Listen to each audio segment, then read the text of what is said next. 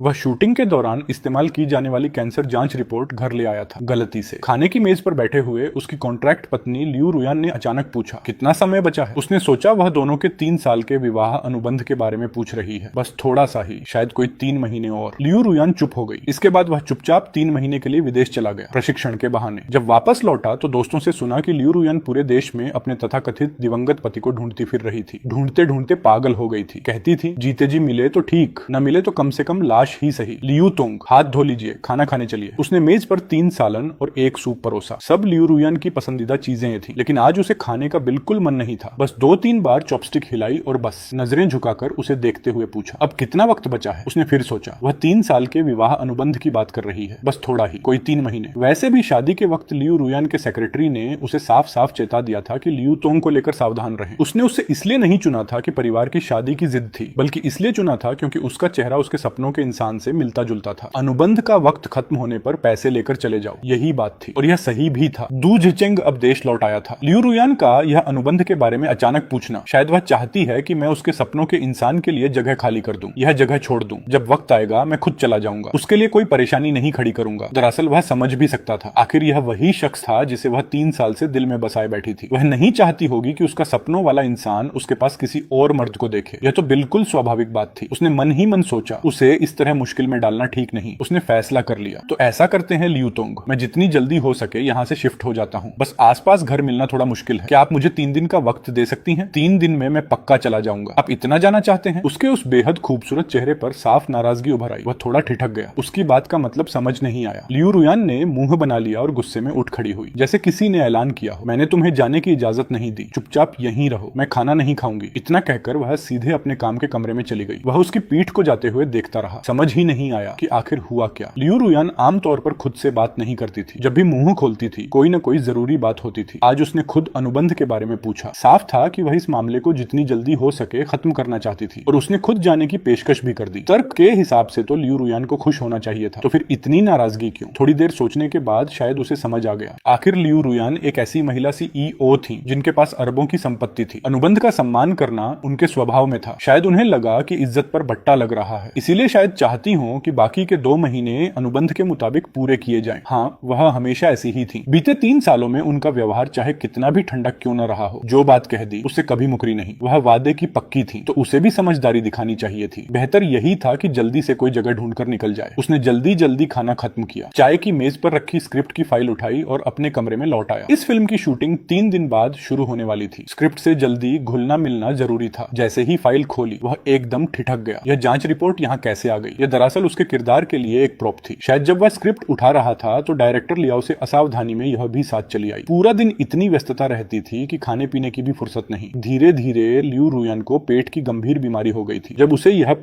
पता चला तो उसने काफी मेहनत की। कई आयुर्वेदिक और पारंपरिक चिकित्सकों से मिला, ढेर सारी चिकित्सा पुस्तकें खरीदकर अध्ययन किया और अंततः एक औषधीय दलिया तैयार किया। और अजीब बात यह थी कि जब से लियू रुयान ने वह दलिया खाना शुरू किया, उनके लक्षणों में काफी सुधार आ गया। बस उसी दिन से बिना किसी नागा के हर रात वह उनके लिए एक कटोरी औषधीय दलिया बनाता। चाहे लियू रुयान घर पर हो या नहीं, चाहे वह अक्सर ऑफिस में ही रुक जाती हो, वह इस नियम में कभी टूटा नहीं। पिछले 3 सालों से बिना नागा किए यह सिलसिला जारी रहा। एक इंसान के रूप में अपने इस अनुशासन पर उसे खुद भी संतोष था। औषधीय दलिया जल्दी ही तैयार हो गया। उसने एक कटोरा भरा और मुस्कुराते हुए काम के कमरे के दरवाजे की तरफ चल दिया। दरवाजे के पास पहुंचते ही भीतर से लियू रुयान की आवाज सुनाई दी। उसकी आवाज बेहद कोमल थी। यह सोचना भी मुश्किल था कि वही लियू रुयान जो आमतौर पर इतनी गर्वीली और अलिप्त रहती थी, इतनी नरम भी हो सकती है। तुम जल्दी वापस आ रहे हो क्या? मैं एयरपोर्ट पर लेने आऊंगी। मैं तुमसे पहले ही कह चुकी हूँ, उसके और मेरे बीच सिर्फ एक अनुबंध है। 3 साल की शादी में मैंने उसे 1 उंगली तक नहीं छूने दी। बस 2 महीने और बाकी हैं अनुबंध के। उसके बाद मैं उसे सब साफ साफ बता दूंगी। तुम थोड़ा इंतजार करो। जब लगा कि उसने फोन रख दिया है तभी उसने दरवाजा खटखटाया। लियू रुयान ने दरवाजा खोला। उसे देखकर उन्होंने हल्के से भौहें चढ़ाई, लेकिन जैसे ही उनकी नजर हाथ में पकड़े दलिये के कटोरे पर पड़ी, भौहें ढीली पड़ गईं। लियू तोंग, दलिया अभी अभी बना है, गरम गरम पी लीजिए, मैं ज्यादा वक्त नहीं लूंगा। उसने कटोरा रख दिया और जाने को मुड़ा। तुम्हारी कोई इच्छा है? लियू रुयान ने अचानक पूछा। वह एक पल को रुका, फिर एक शांत मुस्कान के साथ बोला। शायद उन्हें एहसास हो गया था कि अनुबंध खत्म होने वाला है। क्या लियू रुयान कुछ भरपाई करना चाहती थी? शुक्रिया लियू तोंग, 3 साल पहले आपने मुझे एक मुश्त 50 लाख दिए थे। इन सालों में भी तमाम तोहफे दिए। जो आपने दिया वह बहुत था। फिलहाल मेरी कोई इच्छा नहीं है, फिर भी शुक्रिया। लियू रुयान चुप रही। जैसे ही वह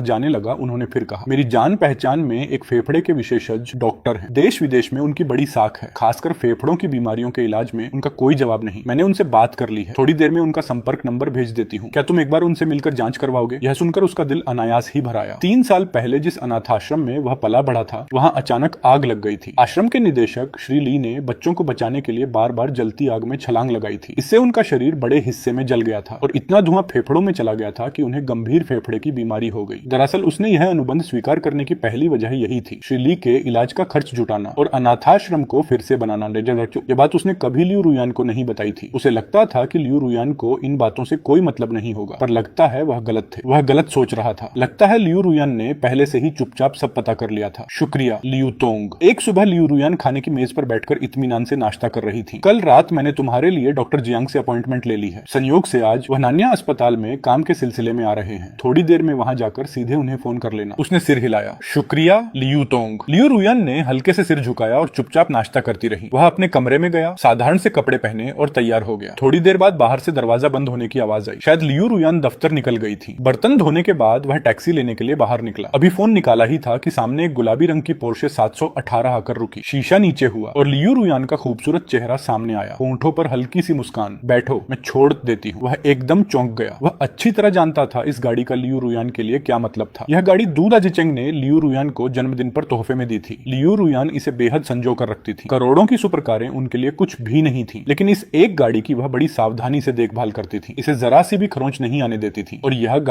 गाड़ी उन्होंने आज तक किसी मर्द को नहीं चढ़ने दी थी, उसे भी नहीं। आज उन्हें क्या हो गया? नहीं लियू तोंग, कोई जरूरत नहीं, मैं टैक्सी से चला जाऊंगा। उसने जल्दी से मना किया। कहीं इस गाड़ी को कोई खरोंच लग जाए या कुछ गंदा हो जाए, इसकी जिम्मेदारी वह नहीं उठा सकता था। लियू रुयान की भौहें तुरंत तन गई। वह एक पल को ठिठका, होंठ हिले और लियू रुयान की आंखें धीरे धीरे और ठंडी होती गई। आखिरकार वह चुपचाप गाड़ी में बैठ गया। सुबह के व्यस्त समय में सड़क पर गाड़ियों का सैलाब था। गाड़ी धीरे धीरे आगे बढ़ रही थी। भीतर एक अजीब सा सन्नाटा पसरा था। कब पता चला? लियू रुयान ने अचानक चुप्पी तोड़ी। उसे लगा वह उसके दादाजी की बात पूछ रही है। उसने जवाब दिया, कोई 2 साल से ज्यादा पहले। लियू रुयान एक पल चुप रही, फिर बोली, इतनी देर से क्यों बताया? वह उलझन में पड़ गया। लियू तोंग, आप बहुत व्यस्त रहती हैं, ऐसी बातों से आपको परेशान नहीं करना चाहता था। लियू रुयान की आवाज में साफ नाराजगी थी। चाहे अनुबंध की शादी ही सही, कानूनी तौर पर हम पति पत्नी हैं, ऐसी बात मुझसे छुपानी नहीं चाहिए थी। जी समझ गया। लियू रुयान ने रियरव्यू मिरर में उसका चेहरा देखा। उस पर हल्की सी उदासी थी। जो गुस्सा अभी अभी उठा था वह पल भर में पूरी तरह बुझ गया। उन्होंने एक लंबी सांस ली। जब भी जरूरत हो कभी भी फोन करना। आधे घंटे बाद गाड़ी नान्या अस्पताल के गेट पर रुकी। मेरी सुबह एक मीटिंग है, इसलिए अंदर नहीं आ सकती। लियू रुयान ने उसे गंभीरता से देखा। डॉक्टर के साथ ठीक से इलाज करवाना, पैसों की जरूरत हो तो फोन करना। जी लियू तोंग, आपकी परवाह के लिए शुक्रिया। लियू रुयान ने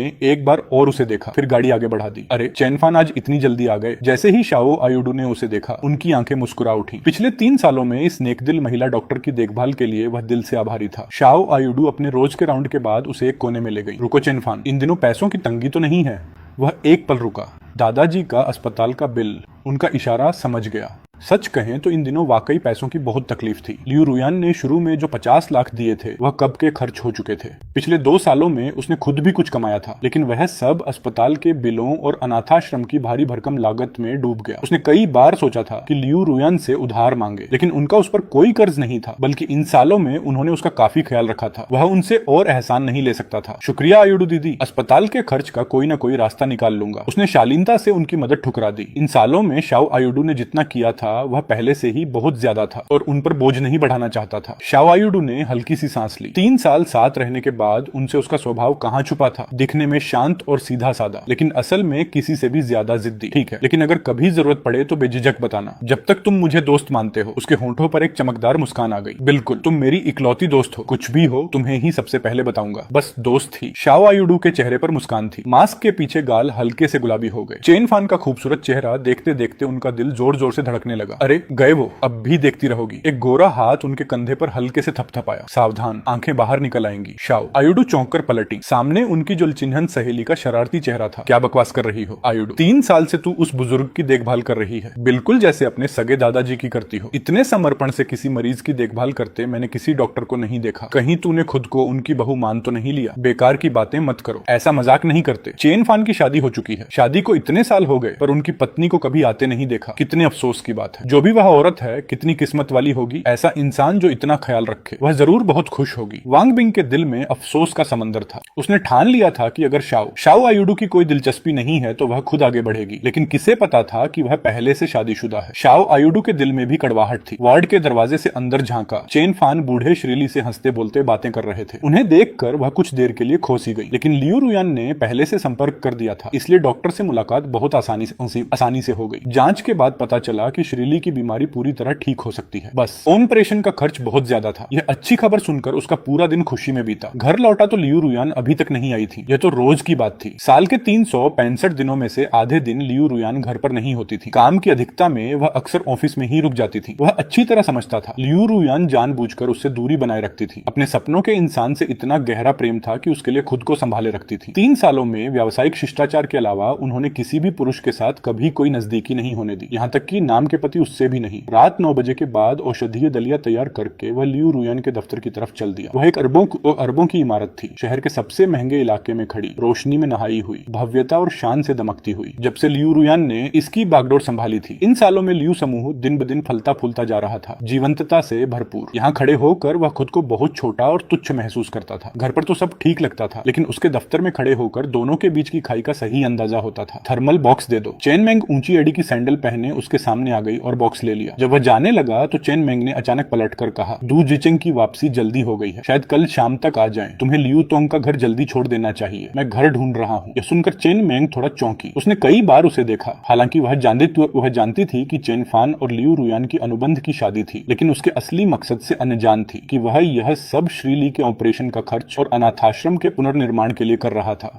उसकी नजर में वह बस एक ऐसा मर्द था जो किसी औरत के आंचल में पला हो, इसीलिए वह हमेशा उसे हेय दृष्टि से देखती थी। कभी ढंग से पेश नहीं आई। उसे लगता था कि वह आसानी से नहीं जाएगा, लेकिन यह देखकर हैरान थी कि उसने खुद से घर ढूंढना शुरू कर दिया। अच्छा है, कम से कम बोलने की जरूरत नहीं पड़ी, लेकिन रुकी नहीं। तुम्हें पता है ना, लियू तोंग हमेशा दू जिचेंग से प्यार करती थी। इन सालों में यह कभी नहीं बदला, बल्कि और गहरा होता गया। जो सोचने लायक नहीं, उसका ख्वाब मत देखो। कीड़े को हंस का मांस कभी नसीब नहीं होता। थोड़ी आत्मसम्मान रखो। जाने के बाद उम्मीद है कि लियू तोंग को परेशान नहीं करोगे। लियू तोंग स्वभाव से बहुत भली है। कुछ बातें जो वह खुद नहीं कह सकती, वह मुझे कहनी पड़ती हैं। उसने मुट्ठी भींच ली। भीतर कुछ घुटन सी हुई, लेकिन काफी देर बाद उसने सिर हिला दिया। मुझे गुस्सा करने का हक ही कहाँ है। यह तो बस एक सौदा था। जब ये बात लियू तोंग तक पहुंचे तो बता देना। मुझे अपनी औकात हमेशा पता रही है। कभी कोई ऐसा ख्याल नहीं आया जो मेरी हैसियत से बड़ा हो। मैं जल्दी से जल्दी निकल जाऊंगा। इतना कहकर वह तेजी से वहां से चल दिया। उसकी पीठ कुछ बेचैन और बेबस लग रही थी। चेन मेंग वहीं खड़ी उसे जाते हुए देखती रही। मन में हल्की सी बेचैनी उठी। लगा जो अब भी कहा शायद थोड़ा ज्यादा ही कह दिया। वह लियू रुयान और दू जिचेंग तीनों कॉलेज के सहपाठी थे, और लियू रुयान और दू जिचेंग दोनों की साझा दोस्त भी थी। उसने अपनी आंखों से उन दोनों की मीठी मोहब्बत देखी थी, इसलिए चेन फान जैसे परजीवी के प्रति उसके मन में खास नफरत थी। अभी जो कुछ कहा वह उसने खुद अपनी मर्जी से कहा था। मकसद था कि चेन फान खुद समझे और पीछे हट जाए, और देखने में वह आदमी इतना समझदार निकला, चाहे उसके लिए हो या लियू रुयान के लिए। यही सबसे अच्छा नतीजा था। चेन मेंग की बातों ने उसे जता दिया कि जल्दी से जल्दी सामान बांधकर निकल जाना चाहिए। लियू रुयान एक बड़ी सी ईओ थी। इज्जत उनके लिए सब कुछ था। चेन मेंग के मुंह से यह बात कहलवाना, यही उनका तरीका था। जब बात इतनी साफ हो चुकी हो तो और रुकना ढिठाई होती। उन्होंने इतना अच्छा बर्ताव किया तो उन्हें और मुश्किल में क्यों डालना। अगली सुबह उसने एक बड़ा सूटकेस खरीदा और सामान बांधने लगा। दोपहर होते होते सब तैयार हो गया, लेकिन वह तुरंत नहीं गया। जाने से पहले लियू रुयान को बताना तो बनता था। बिना कुछ कहे चुपचाप निकल जाना, यह बेअदबी होती। वह शाम 6 बजे तक इंतजार करता रहा। लियू रुयान नहीं आई। पता नहीं आज आएंगी भी या नहीं। थोड़ा सोचकर उसने फोन निकाला और मैसेज किया, क्या आप आज रात घर आएंगी? काफी देर बाद जवाब आया, नहीं। उसने लिखा, मेरा सामान पैक हो गया है, आज रात निकल सकता हूँ। आपसे आमने सामने विदाई लेना चाहता था। अगर आप व्यस्त हैं तो यही मैसेज में कह देता हूँ। मैसेज भेजने के बाद वह जवाब का इंतजार करता रहा, लेकिन कोई जवाब नहीं आया। शायद वह बहुत व्यस्त हो। लियू समूह इतनी बड़ी कंपनी है, इतने काम होते हैं, इस छोटी सी बात पर ध्यान न दे पाना स्वाभाविक था। थोड़ी देर बाद उसने एक और मैसेज भेजा, चाबी खाने की मेज पर रख दी है, अगर आप निश्चिंत न हो तो नया ताला लगवा लीजिएगा। फिर उसने घर को एक बार और साफ किया। औषधीय दलिये की रेसिपी भी मेज पर छोड़ दी। हर रात एक कटोरा पिए, पेट के लिए बहुत अच्छा है। अब मैं लाकर नहीं दे पाऊंगा। उसे उम्मीद नहीं थी कि कोई जवाब आएगा। सूटकेस खींचते हुए वह सीढ़ियां उतर गया। पीछे मुड़कर उस आलीशान बंगले को एक बार देखा। मन में अजीब सी टीस उठी। 3 साल का साथ था, कुछ न कुछ लगाव तो हो ही गया था। इस बार जाने के बाद शायद जिंदगी में दोबारा यहाँ ना पाए। बंगले से बाहर निकलकर सड़क पर आया तो उसने तय किया कि कुछ दिन किसी होटल में रहेगा। कल एक दलाल से बात भी हो चुकी थी। बस इस इलाके में किराए का घर मिलना आसान नहीं था, और मनपसंद घर मिलना तो और भी मुश्किल। शायद थोड़ा और इंतजार करना पड़े। तभी उसने उसने सिर उठाया और एकदम ठिठक गया। सामने एक चेहरा था जो डराने की हद तक गुस्से से भरा था। उसके गले में शब्द अटक गए। कुछ कहना चाहा लेकिन कुछ निकला नहीं। इतने समय साथ रहने के बाद यह पहली बार था जब उसने लियू रुयान का ऐसा चेहरा देखा था। वह हमेशा शांत, ठंडी और आकर्षक रहती थी, जैसे धूल से अछूती कोई परी। चाहे कितना भी गुस्सा हो, कभी इस तरह का भाव चेहरे पर नहीं आया था। यह देखकर वह थोड़ा घबरा गया। क्या मुझसे कोई गलती हो गई? उसने दिमाग पर जोर डाला। लगता था सब कुछ लियू रुयान की मर्जी के मुताबिक ही हो रहा था। उन्होंने निकलने को कहा, वह उसी रात निकल भी गया। तो फिर वह अभी भी नाराज क्यों है? कहीं इसलिए तो नहीं कि बिना आमने सामने बताए चला आया। यह उनका अनादर था। शायद थोड़ा ऐसा ही हुआ। वह उसकी मालकिन थी। कर्मचारी बिना बताए नौकरी छोड़ दे, यह सच में थोड़ा ज्यादा हो जाता है। उसके चेहरे पर हल्की शर्मिंदगी आई। माफ कीजिए लियू तोंग, आपसे सीधे कहकर जाना चाहिए था। मैं सच में माफी मांगता हूँ। वह समझ नहीं पाया कि लियू रुयान अचानक वापस क्यों आ गई। शायद उन्हें डर था कि बंगले में कुछ कीमती चीज वह उठा ले जाएगा। वहाँ बहुत सी बहुमूल्य चीजें नहीं थी, खासकर दू जिचेंग के दिए तोहफे। उन चीजों को लियू रुयान कितना संजोती थी, यह उसने खुद देखा था। जैसे एक घड़ी थी जिसकी कीमत कई हजार थी। उसके लिए उन्होंने कई लाख का खूबसूरत डिब्बा खरीदा था और उसे किताबों के कमरे में सबसे दिखती जगह पर रखा था, जैसे चीज देखकर इंसान याद आए। इसके अलावा घर में कई और बेशकीमती चीजें थी, लेकिन उनके बारे में उन्होंने कभी उससे सावधानी नहीं बरती। अब वह जा रहा था, थोड़ी चिंता होना लाजिमी था। उसने जल्दी से सफाई दी। लियू तोंग, मैंने सिर्फ अपने कपड़े लिए हैं। चाहें तो सूटकेस खुलवाकर देख लें, या पहले वापस चलते हैं। आप अपना सारा सामान गिन लें, फिर मैं जाऊंगा। आपकी नजर में मैं ऐसा इंसान हूँ। लियू रुयान की आवाज बेहद ठंडी थी। वह एक पल को सन्न रह गया और मन ही मन खुद को कोसा कि बेकार में यह बात मुंह से निकाल दी। ऐसे कहना तो उन्हें ही संकीर्ण और चालाक दिखाता। क्या यह सही था? लियू तोंग, मेरी परिचित, मेरा वह मतलब नहीं था। मेरा मतलब था कि वापस चलते हैं। बात पूरी होने से पहले ही लियू रुयान आगे बढ़ गई। पता नहीं क्यों उसे लगा जैसे वह रूठी हुई है। मन में उलझन लिए वह सूटकेस खींचता हुआ पीछे पीछे चल दिया। उसने सोचा शायद वह चाहती हैं कि वह पहले घर जाए ताकि सामान की जांच कर सके। इतनी भीड़ भाड़ वाली जगह पर एक खूबसूरत महिला सीईओ को भी अपनी इज्जत का ख्याल रखना होता है। उनकी लाज रखना ही बेहतर था। उसने खुद सूटकेस खोल दिया। कपड़ों के अलावा कुछ किताबें और स्क्रिप्ट थी, एक लैपटॉप था और 2 घड़ियां जो लियू रुयान ने उसे दी थी। उन दोनों घड़ियों की कीमत कम नहीं थी, सबसे सस्ती भी 1 लाख से ऊपर की थी। लियू रुयान ने उसे जन्मदिन पर तोहफे में दी थी। सामान ज्यादा नहीं था, एक नजर में सब दिख जाता था, लेकिन लियू रुयान ने सूटकेस की तरफ देखा तक नहीं। उनकी खूबसूरत आंखों में गुस्से की आग धधक रही थी और वह सीधे उसे घूर रही थी। वह बहुत असहज महसूस कर रहा था। इतनी दबदबे वाली महिला सीईओ का इस तरह घूरना सच में बेचैन कर देता था। कहीं उन्हें लग रहा हो कि उसने कोई कीमती चीज छुपा ली। उन्हें दोष भी नहीं दे सकता, आखिर वह एक गरीब आदमी था। इतनी महंगी चीजों के सामने कितने लोग लालच से बच पाते हैं। लियू तोंग, क्या आप एक बार जांच कर लेना चाहती हैं? चेन फान, तुम्हें यह सब बहुत मजेदार लग रहा है। लियू रुयान की आवाज में बर्फ जैसी ठंडक थी जो सालों से नहीं पिघली। वह चौंककर उनकी धधकती आंखों में देखने लगा। अपना सामान वापस कमरे में ले जाओ, लियू रुयान ने ठंडे स्वर में इतना कहा और किताबों के कमरे की तरफ चल दी। दरवाजा जोर से बंद कर दिया। धड़ाम की आवाज से वह चौंक गया। इनका मतलब क्या है? सामान कमरे में ले जाने को कह रही हैं, तो क्या पहले सामान की जांच करके फिर जाने देंगी? शायद ऐसा ही हो। लियू रुयान कारोबार में भले ही साम्राज्य हो, लेकिन घर गृहस्थी में थोड़ी लापरवाह थी। अक्सर चीजें कहाँ रखी हैं भूल जाती थी। इतना सारा कीमती सामान था, खुद उन्हें भी याद नहीं रहता होगा सब। जांच में वक्त लगेगा। चलो इंतजार कर लेते हैं, वरना कहीं कुछ सच में गुम हो और उसी पर इल्जाम आ जाए, वरना मुकदमे में भी फंस सकता था। उस रात उसने खाना नहीं बनाया। यह भी नहीं पूछा कि लियू रुयान ने कुछ खाया या नहीं। उसका मन बहुत भारी था। कल दूज रिचेंग वापस आने वाला था, तब शायद लियू रुयान उसे घर भी लाए। भले ही लियू रुयान के बारे में उसके मन में कोई हद से बाहर की भावना नहीं थी, लेकिन उन दोनों को आंखों के सामने साथ देखना, उनके बीच की नजदीकी देखना, यह अपने आप में एक तरह की तकलीफ थी। क्या वह खुद इस दर्द को झेलने के लिए तैयार था? जाने दो, उनका पैसा लिया है, थोड़ी तकलीफ तो सहनी ही होगी। अगली सुबह लियू रुयान बहुत जल्दी दफ्तर निकल गई। वह सोफे पर उदास बैठा रहा। समझ नहीं आ रहा था कहाँ जाए, क्या करे। पता नहीं कल रात लियू रुयान का काम ठीक से निपटा या नहीं। कई बार फोन उठाया, पूछने की सोची, लेकिन हिम्मत नहीं जुटा पाया। कल रात जब यह बात उठी थी तो लियू रुयान का चेहरा बताता था कि वह उत्साहित नहीं थी। अभी जरूर बहुत व्यस्त होंगी। परेशान नहीं करना चाहिए, और ज्यादा से ज्यादा यह होगा कि आज रात लियू रुयान जब उन्हें घर लाएं तो वह कोई बहाना बनाकर होटल चला जाएगा, उन दोनों को जगह दे देगा। पूरा दिन घर पर स्क्रिप्ट पढ़ता रहा, आईने के सामने अभिनय का अभ्यास करता रहा। आंख उठाई तो शाम के 5 बज चुके थे। मन भटकने लगा। अब तक दू जिचेंग आ गया होगा। लियू रुयान उसे इतने सालों से याद करती आई थी। अभी वह जरूर बहुत खुश होंगी। यह सोचकर वह कुछ देर के लिए खो गया। कभी कभी उसे खुद पर बड़ी हीनता महसूस होती थी। दू जिचेंग अच्छे घर का, देखने में भी सुंदर, बड़ा सितारा, और सुना था स्वभाव भी बहुत अच्छा था। उसके मुकाबले वह तो बस एक तीसरे दर्जे का अभिनेता था, हर मायने में उससे पीछे। कोई अचरज नहीं कि लियू रुयान जैसी खूबसूरत और काबिल महिला उस पर इतनी फिदा थी। वह जरूरी नहीं था कि लियू रुयान को पसंद करता हो, लेकिन इस पल में न चाहते हुए भी दू जिचेंग के लिए थोड़ी सी ईर्ष्या तो थी। फोन उठाया तो देखा कि चेन मेंग ने एक स्टेटस लगाया था, साथ में एक तस्वीर थी। दू जिचेंग और लियू रुयान किसी वेस्टर्न रेस्तरां में एक साथ डिनर कर रहे थे। दोनों एक दूसरे के बगल में बैठे थे, जैसे स्वर्ग से उतरे कोई जोड़ा हो। स्टेटस में लिखा था, वह इंसान वही था, वही रहेगा। इस जोड़े को मेरी शुभकामनाएं, हमेशा हमेशा के लिए। तस्वीर तस्वीर में लियू रुयान का चेहरा मुस्कुराहटों से भरा था। यह कोमलता उसने पहले कभी नहीं देखी थी, तो वह मुस्कुरा भी सकती थी। बस वह मुस्कान सिर्फ उस इंसान के लिए थी जिससे वह प्यार करती थी। मन बुझा बुझा था। उसने पहली बार घर पर खाना मंगवाया। आज रात शायद लियू रुयान वापस न आए। वैसे भी दू जिचेंग इज्जतदार आदमी था, सोचा तो खुद भी। वह तो तीसरा पहिया बनकर घर पर बैठा था। वे दोनों पुरानी यादें ताजा करना चाहें तो भी होटल का कमरा ले लेंगे। वह चुपचाप मंगाया हुआ खाना खा रहा था। थोड़ी देर में दरवाजे पर दस्तक हुई। उसे थोड़ा अजीब लगा। इस वक्त कौन आया होगा? शायद बिल्डिंग मैनेजमेंट से कोई हो। मुंह में खाना भरे भरे दरवाजे की तरफ गया। दरवाजा खोला और ठगा सा रह गया। लियू रुयान, वह वापस कैसे आ गई? उन्हें तो दू जिचेंग के साथ होटल में होना चाहिए था। उसने दरवाजे के बाहर झांक कर देखा। सिर्फ लियू रुयान थी। दू जिचेंग का कोई नामो निशान नहीं। तुम क्या देख रहे हो? अरे नहीं, कुछ नहीं। आप वापस क्यों आई? यह मेरा घर है। क्या मैं नहीं आ सकती? मेरा मतलब था आपके सपनों का इंसान आज देश लौटा है। दोनों के पास कितनी बातें होंगी, कितनी पुरानी यादें होंगी। इस वक्त तो किसी होटल में जाकर इतने सालों की तड़प मिटानी चाहिए। वह खुशी जो इतने समय से रुकी हुई थी, उसे जीना चाहिए। यह सब वह कह नहीं सका। बस एक फीकी मुस्कान के साथ उन्हें अंदर आने का इशारा किया। शायद उसने खुद भी यह सोचा हो। शायद लियू रुयान का स्वाभिमान इजाजत न दे कि पहली ही मुलाकात में खुद को पूरी तरह सौंप दे। 2 साल से ज्यादा की दूरी के बाद दोनों के बीच अभी भी थोड़ी झिझक रही होगी। थोड़ा और वक्त लगेगा। जब दोनों फिर से घुल मिल जाएंगे तब शायद लियू रुयान पूरी तरह खुल पाएंगी। तुमने खाना नहीं बनाया और यह सब खा रहे हो? कमरे में घुसते ही लियू रुयान की नजर मेज पर रखे फास्ट फूड के डिब्बों पर पड़ी। भौहें हल्की सी सिकुड़ गई। आज मन नहीं था, इसलिए मंगवा लिया। आपने खाया? मैं कुछ बना दूं? वह जानता था कि वह दू जिचेंग के साथ वेस्टर्न डिनर करके आई थी, इसलिए उम्मीद नहीं थी कि वह हाँ कहेंगी।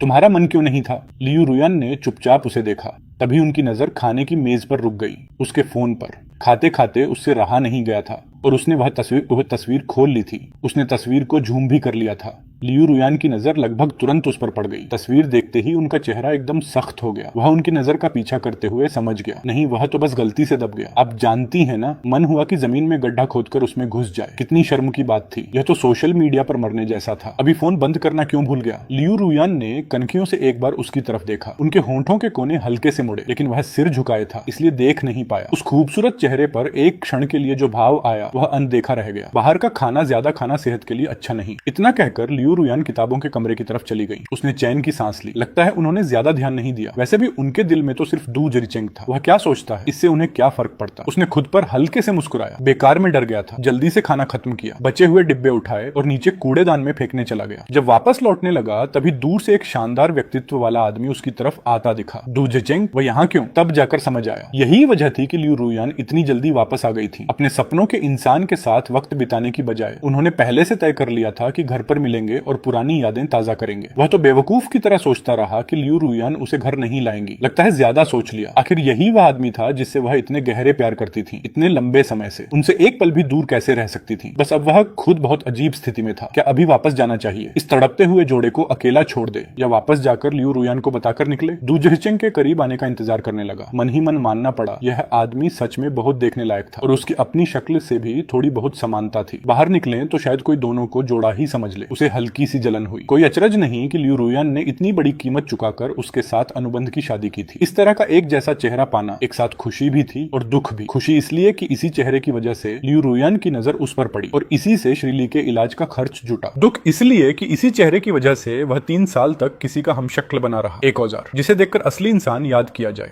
दू जिचेंग सीधे उसके सामने आ गया।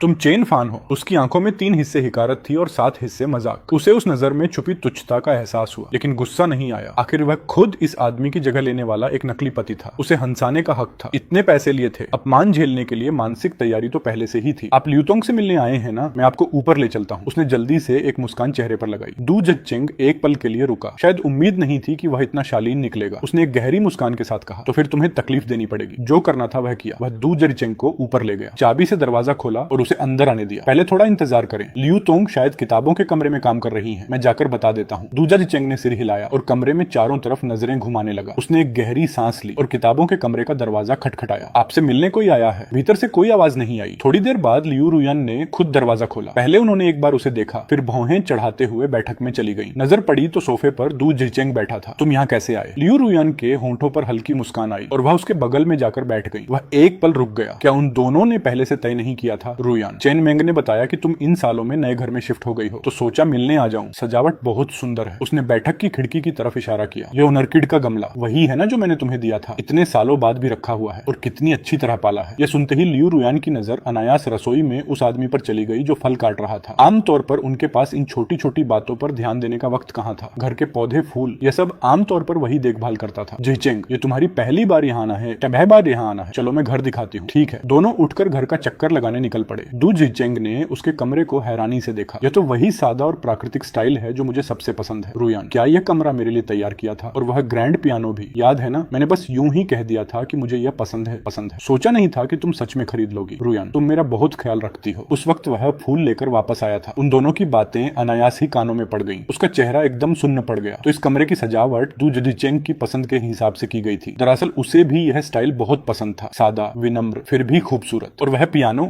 उसे तो संगीत से बेहद लगाव था। जब से वह यहाँ आया था पहली नजर में ही उस पियानो पर दिल आ गया था। उससे नजरें हटाना मुश्किल था। जब भी लियू रुयान घर पर न होती, वह चुपचाप आकर थोड़ी देर बजाता और सच में करोड़ों का वह पियानो था। उसकी आवाज और स्थिरता पिछले जन्म में बजाय किसी भी पियानो से कहीं बेहतर। लेकिन एक शाम की बात थी। लियू रुयान जल्दी घर लौटी कुछ कागजात लेने। उन्होंने उसे उस कमरे में पियानो बजाते हुए देख लिया। उस वक्त उनका चेहरा वह आज भी नहीं भूला। इतना भयानक गुस्सा। इस पियानो को छूने की इजाजत किसने दी तुम्हें? आगे से बिना मेरी अनुमति के इसे हाथ मत लगाना। उस वक्त उसने सोचा था कि शायद उन्हें डर था कि वह इस महंगे पियानो को नुकसान पहुंचा देगा, इसीलिए वह बार बार माफी मांगता रहा और वादा किया कि आगे कभी हाथ नहीं लगाएगा। लेकिन अब जाकर समझ आया यह पियानो असल में क्या था। यह पियानो उनके सपनों के इंसान के लिए खरीदा गया था, सिर्फ और सिर्फ दू जिचेंग के लिए। वह सोफे पर उदास बैठा रहा। तभी लियू रुयान और दू जिचेंग दोनों वापस आए। वह बिजली का झटका लगे जैसा उछलकर खड़ा हो गया। दू भाई, फल खाइए। लियू, तो मुझे थोड़ा काम है, आप दोनों आराम से बैठिए, मैं चलता हूँ। इतना कहकर वह जल्दी से अपने कमरे में गया, जैकेट उठाई और निकलने लगा। देख रहा था कि दू जिचेंग शायद यहीं रात बिताए। बेहतर यही था कि जल्दी खिसक जाए। तीसरा पहिया बनकर क्या करना? तुम कहाँ जा रहे हो? लियू रुयान ने उसे ऐसी नजरों से देखा जो बिल्कुल दोस्ताना नहीं थी। बस थोड़ा काम है। तुम्हें कौन सा काम होगा? वह मन ही मन कसमसाया। सोचा मैंने जगह छोड़ दी, और क्या चाहिए? क्या मुझे यहीं बैठकर काली छाया बनना होगा तब जाकर खुश होंगी? ये औरत आखिर सोचती क्या है? कोई ढंग का बहाना नहीं सूझ रहा था। वह हकला हकला कर कुछ कह नहीं पा रहा था। लियू रुयान की आवाज और ठंडी हो गई। वहीं बैठे रहो, हिलना मत। रुयान, अगर चेन फान को काम है तो जाने दो। दू जिचेंग ने मुस्कुराते हुए बचाव किया। उसने चैन की सांस ली और उसकी तरफ कृतज्ञ नजरों से देखा। सच कहें तो वह एक पेशेवर किरदार था और किराएदार की हर वाजिब बात मानता था। लेकिन यहाँ बैठकर दोनों का प्यार देखना, दीवार में कान लगाना, यह उसके बस का नहीं था। वह मुड़कर जाने लगा। लियू रुयान ने फिर से हल्के से आवाज दी। उठता हुआ कदम फिर से रुक गया। दू जिचेंग ने हल्के से भौहें उठाई। मुड़कर देखा। लियू रुयान का चेहरा गुस्से से भरा था। फिर कुछ जांचती हुई निगाहों से उसे देखने लगे। जिचेंग, रात हो गई है, तुम जाकर आराम करो। लियू रुयान ने चेहरा बदलते हुए नरम आवाज में दू जिचेंग से कहा। दू जिचेंग एकदम अवाक रह गया। वह आज रात यहाँ आया था तो कुछ सोच कर आया था। जेब में खास तौर पर कुछ लेकर भी आया था। लेकिन आधे घंटे भी नहीं बैठा था कि लियू रुयान ने विदाई का इशारा कर दिया। यह क्या हो रहा है? लेकिन वह कुछ कह नहीं सका। उठकर सिर हिलाया। रुयान, कल तुम्हारे पास वक्त है? फिल्म देखने चले? किसी और दिन चलते हैं। कल शायद मैं बहुत व्यस्त रहूंगी, कई मीटिंग है। दू जिचेंग फिर से हैरान रह गया। काफी देर सोचने के बाद उसने अपनी मशहूर मुस्कान दी। ठीक है, वैसे भी इस बार देश में ही रहूंगा, आगे बहुत मौके मिलेंगे। जाते जाते दू जिचेंग ने उसे एक गहरी नजर से देखा। उस ठंडक में जो था उससे वह अनायास सिहर उठा। यह शख्स मुझसे नफरत करने लगा है। वह थोड़ा अचंभित था। लियू रुयान ने उसे मना किया। इसमें मेरी क्या गलती? मैं तो खुद जगह देने की कोशिश कर रहा था। इस बात ने उसे एहसास दिला दिया इन दोनों से जितनी जल्दी हो सके दूर रहना होगा, वरना न जाने आगे कितनी मुसीबतें झेलनी पड़े। यही सोचते हुए उसने हिम्मत करके लियू रुयान से पूछ लिया, लियू तोंग, आपका सामान गिनना हो गया? लियू रुयान का मूड अभी ठीक ठाक था, लेकिन यह सुनते ही उनका खूबसूरत चेहरा फिर से ठंडा पड़ गया। कौन सा सामान? वह आपकी कीमती चीजें। मैं अभी भी जाने की बात कर रहा हूँ। हालांकि मैं बहुत गरीब हूँ, लेकिन ऐसा इंसान नहीं हूँ। एक बार देख लीजिए, कुछ कम नहीं होगा। अभी वह बात पूरी भी नहीं कर पाया था कि अचानक एक बर्फीली लहर उसकी तरफ आती महसूस हुई। उसने सिर उठाया तो लियू रुयान की नजर से टकराया। एक ऐसी नजर जो मानो जान लेने को तैयार हो। क्या तुम्हें यह बहुत मजेदार लग रहा है? नहीं नहीं,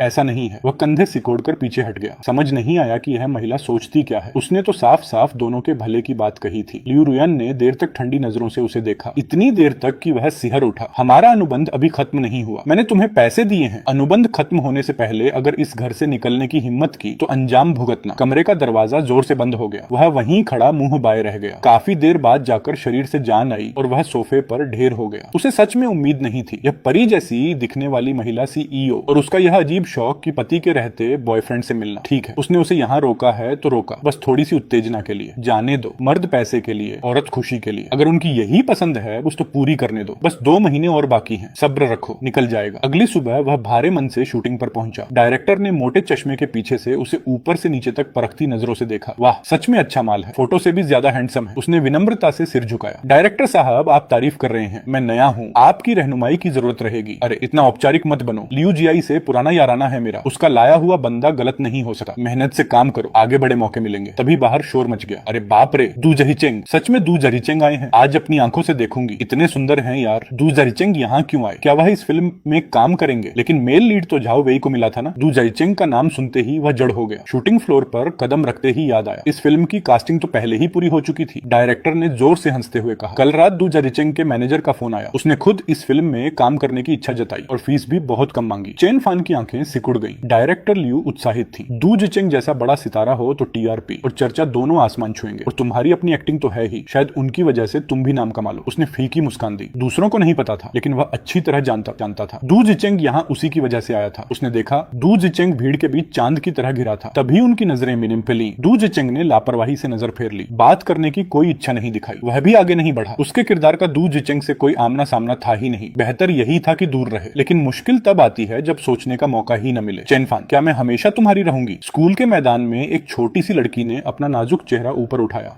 और लड़खड़ाते कदमों से आगे बढ़ते हुए सामने खड़े खूबसूरत लड़के की तरफ हाथ बढ़ाया। यह किस तरह का अभिनय था? तुम हमेशा मेरी रहोगी, सिर्फ तुम्हारी। चेनफान, यह क्या कर रहे हो? अभिनय नहीं आता तो भाग जाओ। डायरेक्टर लियू अचानक गरज उठे, तुम्हें पता है लोगों का वक्त बर्बाद कर रहे हो। उस डांट से सेट पर सब सन्न रह गए, सब हैरान थे। चेनफान का अभिनय तो बेहतरीन था, भावनाएं गहरी, जज्बात सच्चे। कोई समझ नहीं पा रहा था कि डायरेक्टर इतने क्यों भड़क गए। माफ कीजिए डायरेक्टर साहब, गलती मेरी थी, एक बार और करते हैं। उसने सारी भावनाएं समेटकर फिर से किरदार में उतरने की कोशिश की, लेकिन आगे चाहे जैसा भी किया, डायरेक्टर लियू को कुछ भी पसंद नहीं आया। आलोचना के शब्द और कड़वे होते गए। सब समझ गए थे, यह कलाकारी की कमी की बात नहीं थी। डायरेक्टर जानबूझकर उसे निशाना बना रहे थे। लियू दाई, तुमने यह कैसा बेकार आदमी लाकर दिया? डायरेक्टर लियू ने लियू दाई को बुलाया। मुंह खुलते ही बोले, इस एक्टर को मैं नहीं लेता, जल्दी इसे ले जाओ, मुआवजा बाद में भेज दूंगा। लियू दाई का चेहरा काला पड़ गया। मुझे एक वजह चाहिए। वजह? कौन सी वजह? खुद ठीक से एक्टिंग नहीं आती और मुझ पर दोष डालते हो। इसकी एक्टिंग अच्छी है या नहीं, ये आप खुद जानते हैं। डायरेक्टर लियू ने बेसब्री से हाथ हिलाया। यहाँ झगड़ा मत करो, जल्दी इसे यहाँ से ले जाओ। दीदी छोड़िए। जब लियू दाई बहस करने को तैयार थी, उसने उन्हें पीछे खींच लिया। डायरेक्टर लियू से उसकी कोई पुरानी दुश्मनी नहीं थी। इतनी निजी दुश्मनी की एक ही वजह हो सकती थी, दू जहीचेंग ने पर्दे के पीछे से रस्सी खींची थी। यह तो हद से ज्यादा ज्यादती थी। चेन फान, तुम चिंता मत करो, ये फिल्म गई तो गई, मैं तुम्हारे लिए कोई अच्छी फिल्म ढूंढूंगी। जी दीदी, मुझे आप पर भरोसा है। शूटिंग फ्लोर से बाहर निकले। लियू दाई को भी चिंता हो रही थी। पहले मैं तुम्हें घर छोड़ देती हूँ। नहीं दीदी, मुझे यहाँ थोड़ा काम है। पिछली बार ऑनलाइन घर देखा था, लेकिन अभी तक कोई खबर नहीं आई। यहीं कहीं आसपास कोई घर देख लूंगा। कोई मदद चाहिए? नहीं, ये छोटी सी बात है। ठीक है, मैं दफ्तर जाकर कुछ रोल ढूंढती हूँ। लियू दाई को जाते देख वह भी जाने को मुड़ा। तभी एक अधेड़ उम्र की महिला तेज कदमों से आई। तुम चेन फान हो ना, मेरे साथ चलो। वह नहीं चाहता था, लेकिन उसे जाना पड़ेगा, नहीं तो बाद में और मुसीबत होगी। आज से पहले उसे दू जहीचेंग से कोई खास नफरत नहीं थी, चाहे वह लियू रुयान का सपनों का राजकुमार ही क्यों ना हो। लेकिन आज जो हुआ, वह सच में गुस्से से पागल हो गया था। स्वभाव से शांत था, लेकिन इसका मतलब यह नहीं कि गुस्सा आता ही नहीं। सब पता है तो चलो जल्दी। उस महिला ने चिल्लाते हुए उसके चेहरे की तरफ उंगली उठाई। समझदार हो तो रास्ता मत रोको। यह सुनकर महिला का चेहरा हरा पड़ गया। उसने एक हाथ से उसकी बांह जकड़ ली। कुत्ता किसे कहा? छोड़ो। उसने ठंडे स्वर में कहा। नहीं छोड़ूंगी। क्या कर लोगे? दू साहब ने बुलाया है। यह तुम्हारे 8 जन्मों का पुण्य है। तुम जैसे साधारण एक्टर को अगर दू साहब की कृपा न मिले तो जिंदगी में यह दिन कभी न आए, और तुम मुझसे यह रवैया दिखाते हो। बहन वांग, दू जहीचेंग आगे आया। दू साहब, यह लड़का बेशरम है, मना कर रहा था। उस महिला ने उसे घूरते हुए शिकायत की। दू जहीचेंग ने होठों पर व्यंग्य भरी मुस्कान लाते हुए देखा। चेन फान, लियू रुयान के बारे में मुझसे बात नहीं करनी। आप मुझसे क्या कहना चाहते हैं? कैफे में वह सीधे दू जहीचेंग की आंखों में देखता रहा। आज जो हुआ वह देख ही लिया। मैंने डायरेक्टर लियू से बस इतना कहा कि मुझे तुम पसंद नहीं हो, और उन्होंने तुरंत तुम्हें निकाल दिया। दू जहीचेंग के चेहरे पर घमंड साफ झलक रहा था। तुम सोचते हो कि तुम, मैं और लियू रुयान, हम सब एक ही स्तर के हैं? उसने भौहें चढ़ाई। आपने मुझे यहाँ इसीलिए बुलाया, अपनी श्रेष्ठता दिखाने के लिए? दू जहीचेंग ने उंगलियां हिलाई। अभी तुम उस काबिल नहीं हो। मैंने तुम्हें यहाँ बस एक बात कहने के लिए बुलाया है।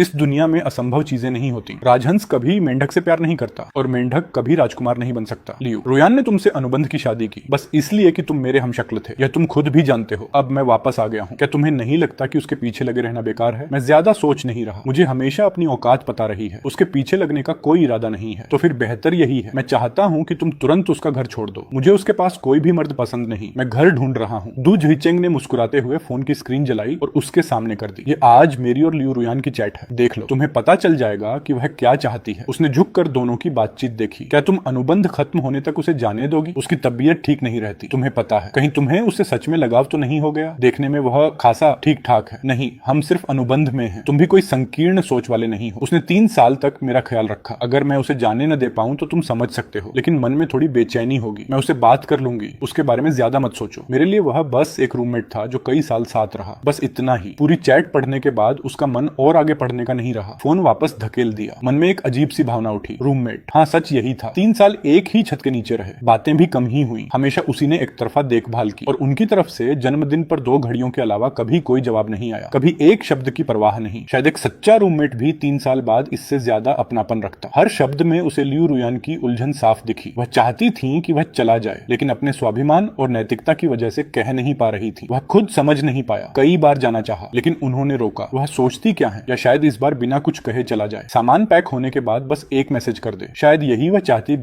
भी हूँ। लियू समूह की 24वीं मंजिल, सीईओ का दफ्तर। लियू रुयान फोन पर बात कर रही थी। डॉक्टर जियांग, क्या हाल है? लियू तोंग, हालात अच्छे नहीं है। मरीज के फेफड़ों की स्थिति बहुत गंभीर है और बहुत देर हो चुकी है। मैंने कहा था कि ठीक हो सकता है, लेकिन सच ये है कि शायद बस 2 महीने और हैं। दूसरी तरफ से डॉक्टर जियांग की एक लंबी सांस सुनाई दी। लियू रुयान का चेहरा सख्त हो गया। सच में कोई रास्ता नहीं? लियू जी, यह बीमारी अभी देश विदेश में लाइलाज है। ऐसा हो तो थोड़ा वक्त बढ़ाया जा सकता है, लेकिन मरीज को बहुत तकलीफ होगी। लियू रुयान काफी देर चुप रही। डॉक्टर जियांग, आप इस क्षेत्र के विशेषज्ञ हैं, सब आप पर छोड़ती हूँ। पैसे की चिंता मत करिए, सबसे अच्छी दवाइयां दीजिए। मुझे पता है मुझे क्या करना है। फोन रखने के बाद लियू रुयान थकी हुई कुर्सी से टिक गई। पता नहीं क्यों इस पल उनके मन में एक तीव्र घुटन उठी। दिल की गहराई से एक एक टीस आने लगी। अनायास ही दु झिचेंग की याद आ गई। जिस दिन उसने जिद करके उनसे अलग होने का फैसला किया था, विदेश पढ़ने जाने के लिए, उस दिन वह अपनी सहेली के साथ एक बार में गई थी, दर्द भुलाने को। उन्हें शराब पसंद नहीं थी, नशे की हालत से नफरत थी। फिर भी उस रात वह एक के बाद एक गिलास पीती रही थी, जैसे बस इसी से दिल का दर्द भुलाया जा सकता था। और ठीक उसी पल उसकी नजर मंच पर गई। वह ऊंची आवाज में गा रहा था। वह आवाज इतनी कोमल थी, इतनी भरपूर कि सारे जख्म भर दे। और जब उसने गिटार बजाते हुए सिर झुकाया, उस कोण से वह हूबहू दु झिचेंग जैसा लगा। एक पल में वह छवि उनके दिल में गहरे बसी परछाई से मिल गई। अचानक जो घाव उनके मन में थे, वे उस गीत के साथ धीरे धीरे सुकून पाने लगे। उसके बाद काफी समय तक जो औरत कभी बार में नहीं जाती थी, वह रोज उसी जगह बैठने लगी, बस उसे मंच पर गाते देखने के लिए। हर दिन उसका चेहरा निहारती, उसकी आवाज सुनती। बस इन्हीं पलों में उनका घायल दिल थोड़ी शांति पाता था। फिर उन्होंने मैनेजर से उस आदमी के बारे में पूछताछ की। चेन फान, कॉलेज का एक नया छात्र, पैसों की बहुत तंगी थी, इसलिए एक साथ कई काम करता था। दिन में फिल्मों में छोटे मोटे एक्स्ट्रा रोल करता,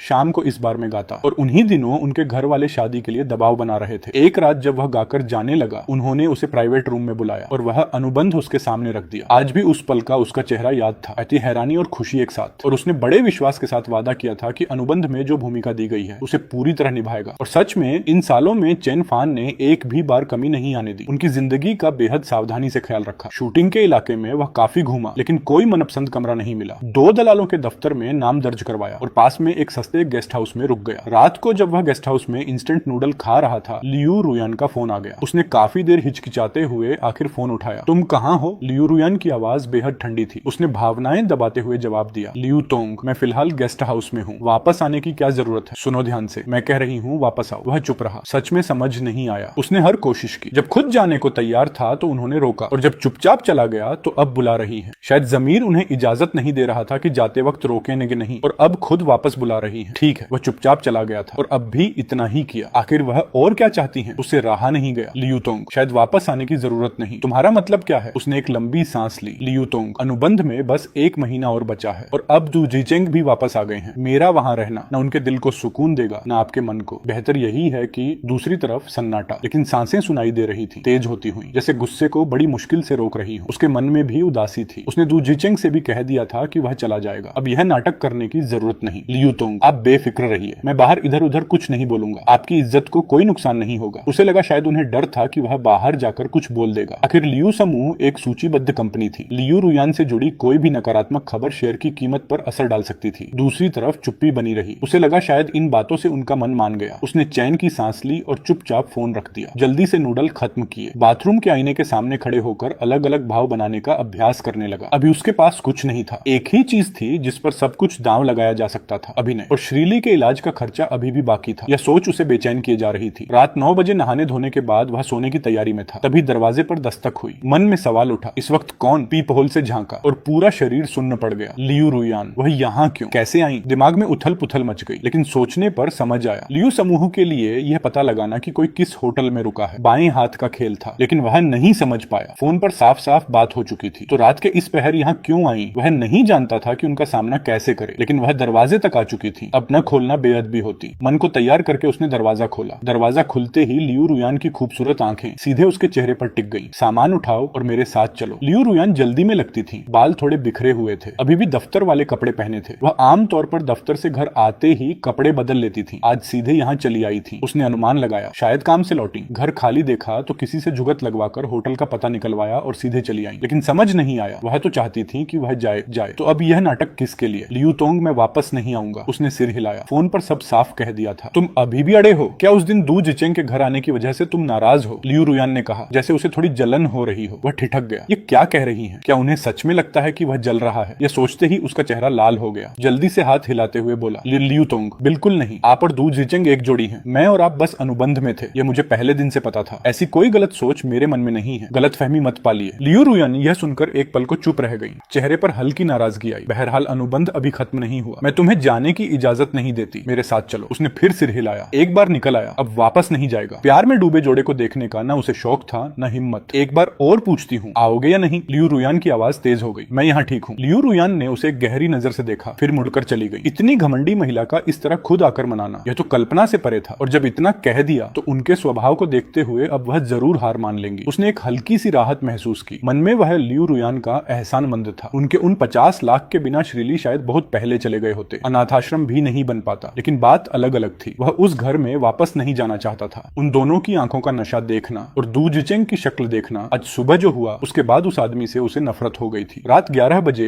एक फोन ने नींद तोड़ दी। कौन है? चेन फान। तुम पति हो कैसे? जल्दी से बार में आओ। रुयान बुरी तरह पी गई है, बुरी तरह पी गई है। दूसरी तरफ एक लड़की की तेज आवाज थी। वह एकदम चौकन्ना हो गया, उछलकर बिस्तर से बैठ गया।